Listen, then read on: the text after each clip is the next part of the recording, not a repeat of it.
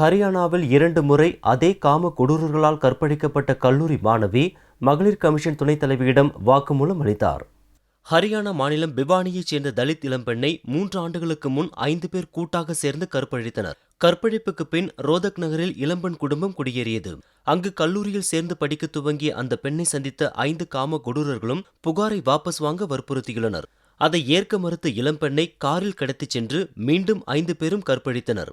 தற்போது மருத்துவமனையில் சிகிச்சை பெற்று வரும் இளம்பெண்ணிடம் ஹரியானா மாநில மகளிர் கமிஷன் துணைத் தலைவி சுமன் தாகியா மருத்துவமனைக்கு சென்று வாக்குமூலம் வாங்கினார்.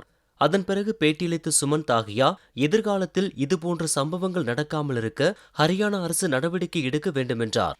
இதனிடையே கற்பழிப்பு தொடர்பாக 3 பேரை கைது செய்துள்ளதாக ஹரியானா டிஜிபி KP சிங் தெரிவித்தார். ஆனால் ஹரியானா போலீஸ் விசாரணை நடத்தினால் தங்களுக்கு நியாயம் கிடைக்காது, CBI விசாரணைக்கு உத்தரவிட வேண்டுமென இளம்பெண்ணின் சகோதரர் வலியுறுத்தியுள்ளார்.